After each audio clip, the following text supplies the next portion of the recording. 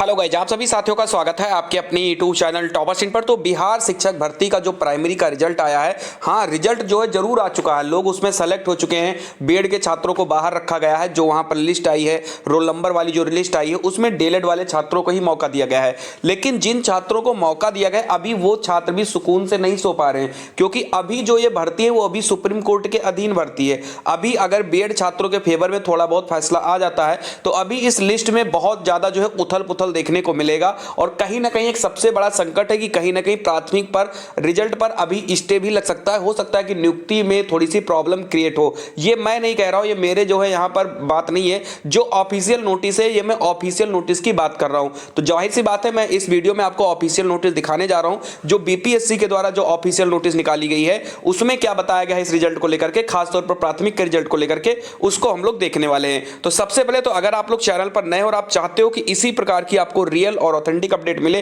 तो आप please channel को सबसे पहले आप सब्सक्राइब कर लीजिए, जिससे सारे जो आपके डाउट हैं, संदेह हैं, वो सब कुछ आपका खत्म हो जाए। ये जो ऑफिशियल नोटिस है ये यहां पर बिहार लोक सेवा आयोग के द्वारा जो है निकाली गई है। इसमें कल रिजल्ट को लेकर के यहां पर चीजें बताई गई हैं। इन्होंने मेन चीज ये बताया है कि शिक्षक प्रशिक्षण के किसी भी उपाधि के मान्यता के बिंदु पर अथवा किसी उपाधि विशेष के समतुल्यता के बिंदु पर किसी प्रकार के विवाद की स्थिति में राष्ट्रीय अध्यापक शिक्षा परिषद के परामर्श से विभाग का निर्णय अंतिम होगा। ये चीज यहां पर बताया। और मेन इन्होंने क्या बताया कि जो बहुत सारे जो है यहां पर रिट डाली गई थी, एसएलपी डाली गई थी, उनके बारे में यहां पर बताया गया है कि माननीय उच्चतम न्यायालय ने रिट पिटीशन इतना 661 यानी जो भगवान कृष्ण वाला जो था उसको बताया है। और बहुत सारे यहां पर एसएलपी की जिक्र यहां पर किया कि जिसके द्वारा जो आदेश आया है, और सबसे इंपॉर्टेंट जो आदेश का जिक्र यहां पर किया गया है वो है देवेश शर्मा बनाम भारत सरकार एवं अन्य। यानी इन्होंने ये बताया है कि हम बीएड को क्यों नहीं शामिल कर रहे हैं। इन्होंने यही कहा कि बीएड को शामिल ना करने का सबसे बड़ा रीजन है कि 11 अगस्त 2023 को ऑर्डर आया है जिसमें यह बताया गया, और जो ऑर्डर आया किसके केस पर आया है, देवेश शर्मा बनाम भारत सरकार एवं अन्य पर जो ऑर्डर आया है उस ऑर्डर के हिसाब से जो है बीएड प्राथमिक में वैलिड नहीं है। इसलिए हम जो ये रिजल्ट निकाल रहे हैं इस रिजल्ट में हम बीएड को शामिल नहीं कर रहे हैं। लेकिन जो मामला फंसा हुआ यहां पर,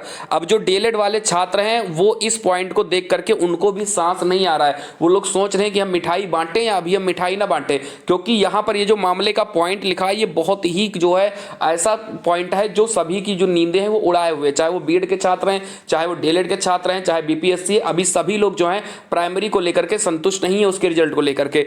यहां पे बताया गया है कि फिर भी यदि इससे संबंधित किसी अन्य मामले में माननीय सर्वोच्च न्यायालय अथवा सक्षम न्यायालय का अन्यथा आदेश पारित होता है तो उसके फलाफल से परीक्षाफल प्रभावित होगा। यानी ये चीज इन्होंने साफ साफ अपने ऑफिशियल नोटिस में लिख दिया है कि अगर सुप्रीम कोर्ट से अगर कोई भी चीज ऐसी आती है जिससे हमें कुछ और चेंजेस करने पड़ सकते हैं, तो जो ये मैंने अभी लिस्ट जारी की है रोल नंबर की, ये जो है प्रभावित हो सकता है और इसमें बदलाव भी हो सकता है। इसके बारे में मैंने आपको कल भी बताया था और आज भी मैं आपको बता रहा हूं। इसमें ये कहा गया है कि अगर सुप्रीम कोर्ट कुछ भी ऐसा फैसला ले आती है जो हो सकता है बीएड के फेवर में आ जाए, हो सकता है कि सुप्रीम कोर्ट ये कह दे कि ठीक है ये जो आदेश है ये 11 अगस्त 2023 से प्रभावित होगा और ये भर्ती पहले आई है तो हम जो है बीएड को शामिल करते हैं इस भर्ती तक। तो क्या होगा कि ये जो लिस्ट आई है इस लिस्ट में बहुत से चेंजेस देखने को मिलेंगे। जाहिर सी बात है बहुत सारे छात्र बाहर हो जाएंगे, बहुत सारे बीएड के छात्र अंदर आ जाएंगे, बहुत सारी चीजें जो है यहां पर देखने को मिल सकती है। फिलहाल अब देखते हैं इसमें क्या होता है। लेकिन आप लोग जो बहुत सारे लोग कमेंट भी कर रहे थे, मुझे इंस्टा पर भी मैसेज कर रहे थे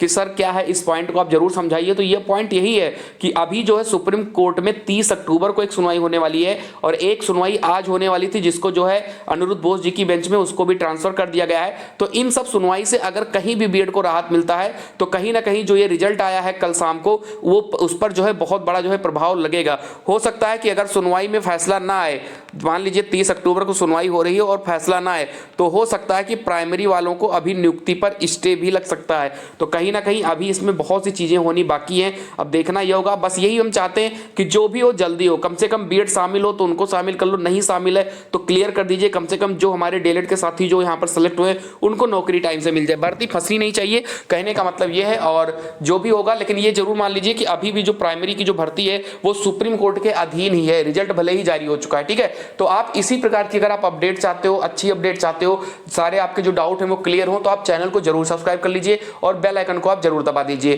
तो मिलते हैं अगली वीडियो में, तब तक के लिए खुश रहिए, मस्त रहिए। जय हिंद, जय भारत।